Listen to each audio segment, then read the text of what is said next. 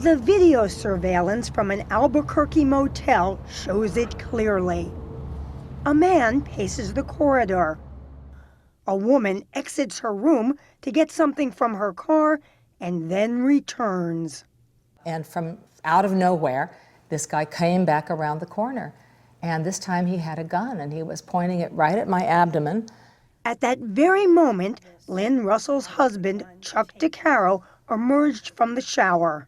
And he then moved the gun from pointing at my wife to pointing at me.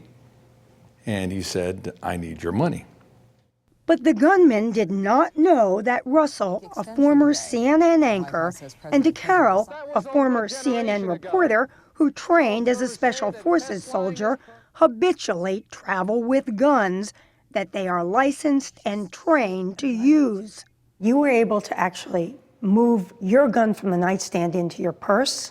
Right. I slipped one of the guns into the purse and handed it to Chuck and said, take a really good look inside here because see if there's anything you can find that we want to give the man.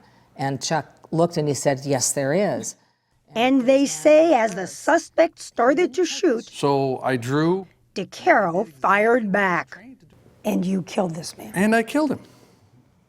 But you got shot yourself. Yeah, well, that's the nature of the game. It's called combat. You might call them good guys with guns, an idea touted by Donald Trump after the June attack in Orlando. And one of the people in that room happened to have it and goes boom, boom. You know what? That would have been a beautiful, beautiful sight, folks. That would have been a beautiful, beautiful sight. Wayne LaPierre. And it's become a rallying cry for Wayne LaPierre, The NRA will go the distance. CEO of the National Rifle Association, the nation's most prominent gun rights group. The only thing that stops a bad guy with a gun is a good guy with a gun. We asked to speak with LaPierre. Millions of Americans share the NRA's vision. But instead, the NRA provided former president and current board member Sandy Froman of Tucson. Could a good guy with a gun really stop a terrorist attack? I think a good guy with a gun could protect himself or herself. I think if you have a choice of using your gun to save your life or having your life taken, then yes, I think you should have that choice. Basically, the thought is the more law-abiding people own and are trained to use guns, the safer we'll all be. Exactly, exactly. This is also a personal issue for Froman, who purchased her first gun at 32 after an attempted break-in at her home. I think that we all need to be prepared in case something really evil happens to us. And gun sales are up, with background checks on buyers hitting a record high of more than 23 million last year. Start scenario. Bang! Bang! Even some school personnel, like these in Ohio, are preparing for the worst.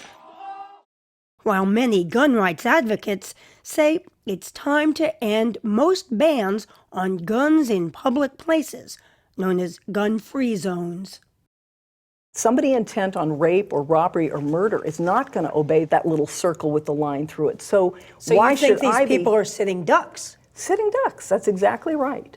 But Dallas Police Chief David Brown, speaking after 5 officers were shot and killed, says these good guys actually complicate matters for police. It's been the presumption that a good guy with a gun is the best way to resolve some of these things. Well, we don't know who the good guy is versus who the bad guy is if everybody starts shooting. We heard this loud, like, bang, bang, bang, with these successions of noises. And Colin Goddard has been in the thick of a gunman's attack. He was in French class at Virginia Tech on that day in 2007. you could hear it, and then it was getting louder, and then all of a sudden you could see bullets coming in the front of the classroom. Goddard was lucky. Though shot 4 times, he recovered.